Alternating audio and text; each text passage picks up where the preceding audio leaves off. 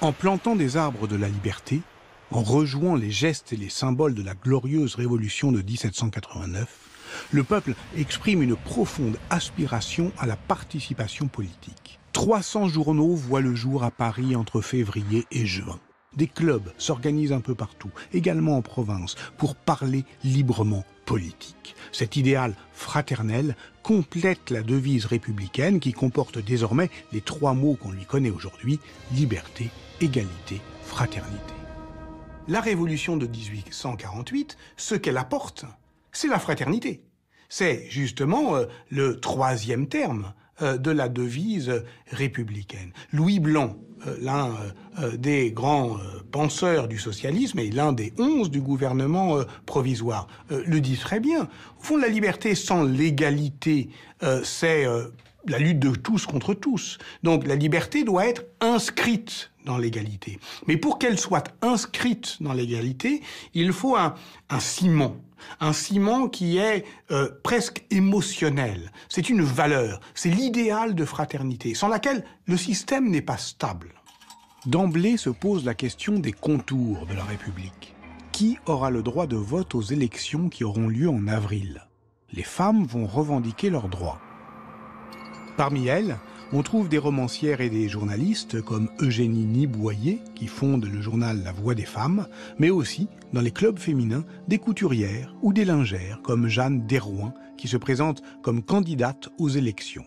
Le suffrage est certes déclaré universel, mais restera exclusivement masculin.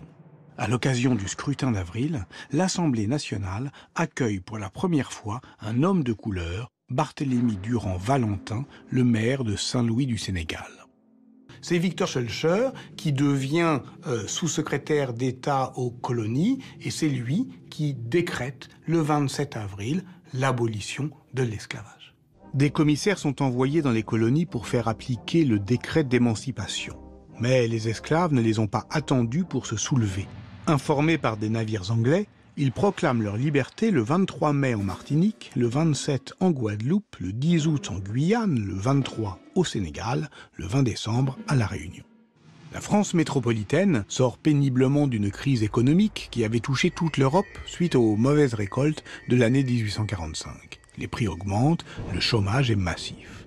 La notion de droit au travail, portée par de nombreux penseurs révolutionnaires, dont Charles Fourier, Flora Tristan ou Proudhon, est sans doute l'idée la plus importante de la Seconde République. Le droit au travail est proclamé le 25 février 1848, le lendemain donc de la proclamation de la République. La mise en acte effective, elle a lieu 2 jours plus tard, le 27 février, avec la création des ateliers nationaux. C'est une idée de Louis Blanc, du socialiste Louis Blanc. Il s'agit de demander aux maires d'arrondissement, d'organiser les conditions du travail des ouvriers au chômage à, on va dire, aujourd'hui, on dirait des travaux d'intérêt généraux. Dans l'esprit de Louis Blanc, les ateliers nationaux doivent être organisés comme des coopératives de production. Ça veut dire que ça met la notion d'association au cœur non seulement du régime, de la forme politique, mais de l'organisation économique et sociale. Ça change véritablement la société.